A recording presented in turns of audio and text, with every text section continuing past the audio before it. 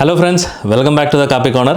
കാർത്തിക് സുബ്രാജിൻ്റെ സംവിധാനത്തിൽ നടിപ്പിൻ നായകൻ സൂര്യ പ്രധാന കഥാപാത്രമായിട്ട് വന്ന റെട്രോ എന്ന സിനിമയെക്കുറിച്ചുള്ള എൻ്റെ അഭിപ്രായമാണ് ഈ വീഡിയോയിലൂടെ ഞാൻ ഷെയർ ചെയ്യുന്നത്.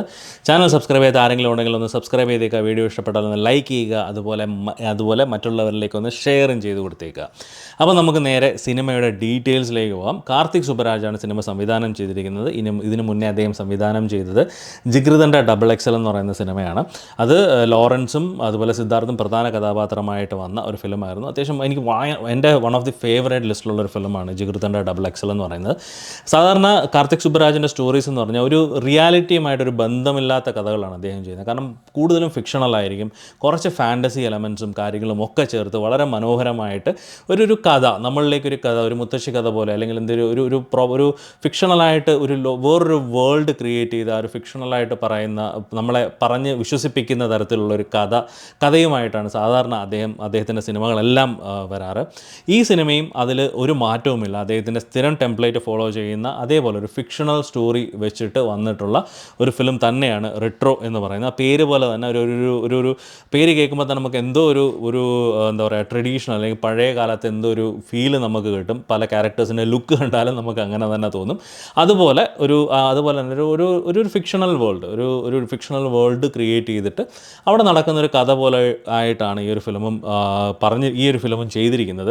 കാർത്തിക് സുബ്രാജിൻ്റെ തന്നെയാണ് കഥ. ഇത് എനിക്ക് ഇഷ്ടപ്പെട്ട കുറച്ച് കാര്യങ്ങളുണ്ട്. കാരണം ഇതിൽ കുറേ നമ്മുടെ പുരാണവുമായിട്ട്, അല്ലെങ്കിൽ നമ്മുടെ ഒരു എന്താ പറയുക, കൃഷ്ണൻ്റെ അവതാരവുമായിട്ടൊക്കെ ലിങ്ക് ചെയ്തിട്ട് ഈ ഒരു കഥ വളരെ കുറച്ച് മനോഹരമായിട്ട് പറഞ്ഞിട്ടുണ്ട്. അത് അടിപൊളി തിരക്കഥയായിരുന്നു.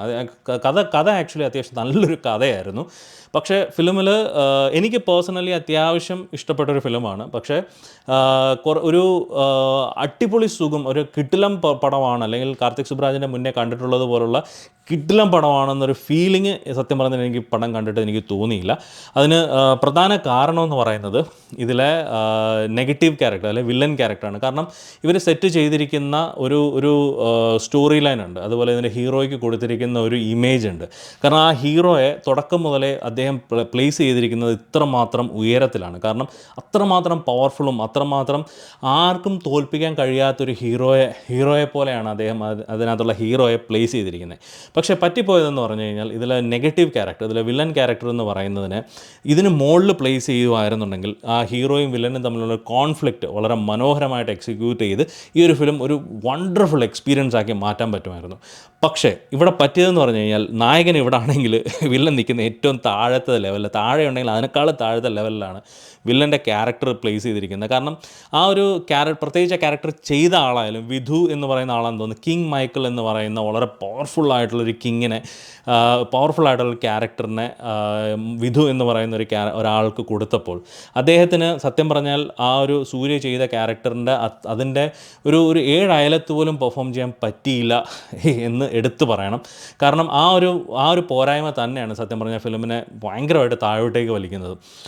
കാരണം കുറച്ചൊരു ബാലൻസിൽ, ആ ഒരു ഹീറോയും വില്ലനെയും കുറച്ചൊരു ബാലൻസിൽ നിർത്തുമായിരുന്നുണ്ടെങ്കിൽ പടം കിടിലമായിട്ട് ആൾക്കാരിലേക്ക് കൺവേ ചെയ്യാൻ പറ്റുമായിരുന്നു. പക്ഷേ അവിടെ സത്യം പറഞ്ഞാൽ ഡയറക്ടർ അട്ടർ ഫ്ലോപ്പായി മാറി എന്ന് എടുത്തു പറയാം. അതാണ് സത്യം പറഞ്ഞാൽ ആ പടത്തിനെ ഏറ്റവും നെഗറ്റീവായിട്ട് എനിക്ക് ഫീൽ ചെയ്തത്. പെർഫോമൻസിലേക്ക് വരുവാണെങ്കിൽ സൂര്യ വളരെ മനോഹരമായിട്ട് പെർഫോം ചെയ്തിട്ടുണ്ട്. കാരണം കഴിഞ്ഞ 2-3 പടങ്ങൾ, അദ്ദേഹത്തിൻ്റെ പടങ്ങൾ വെച്ച് നോക്കുമ്പോഴത്തേക്ക് ഇതിൽ കിടിലം പെർഫോമൻസ് ആയിരുന്നു. ഒരു അതായത് ചിരി വരാത്ത ഒരാളായിട്ട് അദ്ദേഹം പെർഫോം ചെയ്യുന്നത്. അപ്പോൾ പല സീനിലും നമുക്ക് തന്നെ അറിയാം. കാരണം ചില സീനുകളിൽ ഡാൻസിലൊക്കെ വരുമ്പോഴത്തേക്ക് നോർമലി ചിരി വന്നു പോകും. ഇതെല്ലാം കൺട്രോൾ ചെയ്ത് പ്രോപ്പറായിട്ട് അദ്ദേഹം അഭിനയിക്കുന്നതും, പിന്നെ ഒരു സിറ്റുവേഷനിൽ അദ്ദേഹം ചിരിക്കാൻ പഠിക്കുന്നതും ചിരിക്കാൻ നോക്കുന്നതും വളരെ മനോഹരമായിട്ട് അദ്ദേഹം ചെയ്തിട്ടുണ്ട്. അത് അത്യാവശ്യം നല്ല കിടിലമായിട്ട് പെർഫോം ചെയ്യാനുള്ളൊരു സ്പേസ് സൂര്യയ്ക്ക് ഉണ്ടായിരുന്നു. അത് അദ്ദേഹം വളരെ മനോഹരമായിട്ട് അദ്ദേഹം ചെയ്തിട്ടുണ്ട്. എനിക്കൊന്ന് കഴിഞ്ഞ 10-12 വർഷമായിട്ട് സൂര്യയ്ക്ക് വലിയ ഹിറ്റും കാര്യങ്ങളൊന്നുമില്ല. ഈ ഒരു ഫിലിമിലൂടെ വലിയ ഹിറ്റ് കിട്ടും എന്ന് പ്രതീക്ഷിച്ചു. But I am very sorry to say അത്ര ഒരു ഹിറ്റ് എന്ന് പറയാൻ കഴിയില്ല. ഒരു ആവറേജ് അനുഭവം തന്നൊരു ഫിലിമാണ് റെട്രോ എന്ന് പറയുന്നത്. ഇതിൽ നായികയായിട്ട് വന്നത് പൂജ ഹെഗ്ഡെയാണ്. പൂജ ഹെഗ്ഡെ എനിക്ക് തോന്നുന്നു വളരെ കഷ്ടപ്പെട്ട് അഭിനയിക്കുന്ന പോലെയാണ് എനിക്ക് ഫീൽ ചെയ്തത്. കാരണം പുള്ളിക്കാരിയെ മേക്കപ്പൊക്കെ ചെയ്ത് പുള്ളിക്കാരിയുടെ ഒരു വെളുത്ത മുഖമൊക്കെ മാറ്റി കുറച്ചൊന്ന് കറുപ്പിക്കാനൊക്കെ ശ്രമിച്ച് വെച്ചിട്ടുണ്ട്. കാരണം പല ലൊക്കേഷനുണ്ട്, പ്രത്യേകിച്ച് ആൻഡമാൻസ്, അതുപോലെ പല ലൊക്കേഷൻസൊക്കെ കാണിക്കുന്നുണ്ട്. അപ്പോൾ അവിടെയുള്ള ആൾക്കാരെ പോലെയൊക്കെ അവർക്കൊന്ന് വെയിലൊക്കെ കൊണ്ട് കുറച്ചൊന്ന് ടാൻ ആക്കിക്കാനൊക്കെ കുറച്ചൊക്കെ ശ്രമിച്ചിട്ടുണ്ട് അവരുടെ മേക്കപ്പ്. വെപ്പിൽ അതൊക്കെ ഒരു ഭയങ്കര ഏച്ച് കേട്ടലായിട്ട് എനിക്ക് ഫീൽ ചെയ്തിട്ടുണ്ട് അത് കണ്ടപ്പോഴത്തേക്ക്. പിന്നെ ജയറാം, മലയാളത്തിൽ നിന്ന് ജയറാം അത്യാവശ്യം നല്ലൊരു ക്യാരക്ടറാണ്. എനിക്ക് അദ്ദേഹം പലരും പറയുന്നത് കേട്ടോ അദ്ദേഹം ഒരു കോമാളി ക്യാരക്ടറാണ് ചെയ്യുന്നത്. പക്ഷേ എനിക്കത് കോമാളി ക്യാരക്ടറായിട്ട് എനിക്ക് ഒട്ടും ഫീൽ ചെയ്തില്ല. അദ്ദേഹത്തിന് കൊടുത്ത ക്യാരക്ടർ അദ്ദേഹം വളരെ മനോഹരമായിട്ട് ചെയ്തിട്ടുണ്ട്. കാരണം ഇതൊക്കെ അദ്ദേഹം അറിഞ്ഞു വെച്ചിട്ട് തന്നെയാണ് ഇത്തരത്തിലുള്ള ക്യാരക്ടേഴ്സ് അദ്ദേഹം ചെയ്യുന്നതും. അത് അദ്ദേഹത്തിൻ്റെ ഇഷ്ടം. നമ്മൾ അദ്ദേഹം എന്താണോ ക്യാരക്ടർ ചെയ്യുന്നത് ആ ക്യാരക്ടർ അനുസരിച്ച് നമ്മൾ കണ്ടാൽ മാത്രം മതി, അല്ലാതെ വേറൊന്നും ചെയ്യാനില്ല, വേറൊന്നും പറയാനില്ല. കാരണം അത്യാവശ്യം അദ്ദേഹത്തിന് കൊടുത്ത ക്യാരക്ടർ അദ്ദേഹം മനോഹരമായിട്ട് അദ്ദേഹം ചെയ്തിട്ടുണ്ട്. മലയാളത്തിൽ നിന്ന് ജയറാം അല്ലാതെ ഒരുപാട് ക്യാരക്ടേഴ്സ് ഉണ്ട് ഇതിൽ. മറ്റൊരു വില്ലനായിട്ട് വരുന്നത് ജോജു ജോർജ്, തുടക്കം മുതൽ ഒടുക്കം വരെയുണ്ട് ജോജുവിൻ്റെ ക്യാരക്ടർ. എല്ലാം തുടക്കം അത്യാവശ്യം നല്ല രീതിയിൽ പുള്ളി കൊണ്ടുപോയെങ്കിലും ഒരു സ്റ്റേജ് കഴിയുമ്പോഴത്തേക്ക് ഒരു കാര്യമായിട്ടൊന്നും പെർഫോം ചെയ്യാനില്ലാതെ കുറച്ച് ദേഷ്യം കാണിക്കുക, പുറമെ എന്താണ് അദ്ദേഹത്തിൻ്റെ പാരി എന്ന് പറയുന്ന ക്യാരക്ടറിനെ തേടി നടക്കുന്ന ഒരു ക്യാരക്ടറായിട്ട് മാത്രമേ അദ്ദേഹത്തിന് എനിക്ക് പടത്തിൽ പിന്നെ ഫീൽ ചെയ്തുള്ളൂ. പ്രത്യേകിച്ച് കാര്യമായിട്ട് പെർഫോം ചെയ്യാനായിട്ടും കാര്യങ്ങളൊന്നും ഇല്ലായിരുന്നു. മലയാളത്തിൽ നിന്ന് ഒരുപാട് ക്യാരക്ടേഴ്സ് ഉണ്ട് കേട്ടോ. നമ്മുടെ സ്ഥിരം എനിക്ക് തോന്നുന്നു സ്വാസിക ഒരു ക്യാരക്ടറായിട്ട് വരുന്നുണ്ട്. പിന്നെ അതുപോലെ നമ്മുടെ സ്ഥിരം മലയാളത്തിലുള്ള എന്താ പറയുക ഈ ദാരിദ്ര്യം പിടിച്ചൊരു അമ്മയായിട്ട് വരുന്ന ഒരു പുള്ളിക്കാരുണ്ടല്ലോ, പുള്ളിക്കാരുടെ പേരെനിക്കറിയില്ല, സോറി. പക്ഷേ പുള്ളിക്കാരിയുടെ പുള്ളിക്കാരിയും അതേപോലെ ഒരു ക്യാരക്ടർ തന്നെയാണ് ഈ ഒരു ഫിലിമിലും ചെയ്തിരിക്കുന്നത്. പിന്നെ അതുപോലെ നമ്മുടെ മഹേഷിൻ്റെ പ്രതികാരത്തിലെ വില്ലൻ സുജിത് ശങ്കർ എന്നങ്ങാണ്ടെന്നു അദ്ദേഹത്തിൻ്റെ പേര്. അദ്ദേഹമൊക്കെ ഒരുപാട് പേര് മലയാളത്തിൽ നിന്നൊക്കെ ഒരുപാട് ആക്ടേഴ്സ് ഈ ഒരു ഫിലിമിൽ അഭിനയിച്ചിട്ടുണ്ട്. ഇതിന് ക്ലൈമാക്സ് എനിക്ക് അത്യാവശ്യം എനിക്ക് ഭയങ്കര ഇഷ്ടപ്പെട്ട ഒരു കോൺസെപ്റ്റായിരുന്നു ക്ലൈമാക്സ്. പക്ഷേ അത് കുറച്ചൊന്ന് ഓവറാക്കിയോ എന്നെനിക്കൊരു ഡൗട്ടുണ്ട്. പക്ഷേ ഓവറോൾ അത്യാവശ്യം പടം കുഴപ്പമില്ലാതെ കണ്ടിരിക്കാൻ പറ്റുന്നൊരു പടമായിട്ടാണ് എനിക്ക് ഫീൽ ചെയ്തത്. സന്തോഷ് നാരായണനാണ് ഫിലിമിൻ്റെ മ്യൂസിക്കും ഭയങ്കര ബോറായിരുന്നു. എനിക്ക് ഒരു പാട്ടും എനിക്ക് വർക്കൗട്ടായില്ല.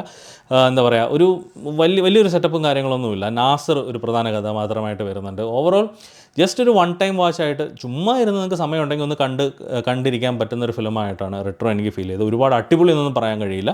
പക്ഷേ കാർത്തിക് സുബ്രാജിൻ്റെ നല്ലൊരു തിരക്കഥയായിരുന്നു. ബട്ട് അത് അല്ലെങ്കിൽ അതിൻ്റെ ഒരു എന്താ പറയുക ടോട്ടാലിറ്റിയിൽ പടം അത്ര അങ്ങോട്ട് വർക്കൗട്ടായിട്ട് വന്നില്ല എന്നാണ് എൻ്റെ പേഴ്സണൽ അഭിപ്രായം.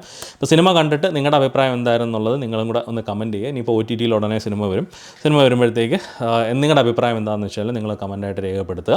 അപ്പം എന്തായാലും മറ്റൊരു സിനിമയുടെ വിശേഷവുമായിട്ട് നമുക്ക് വീണ്ടും കാണാം. അതുവരേക്കും ബൈ.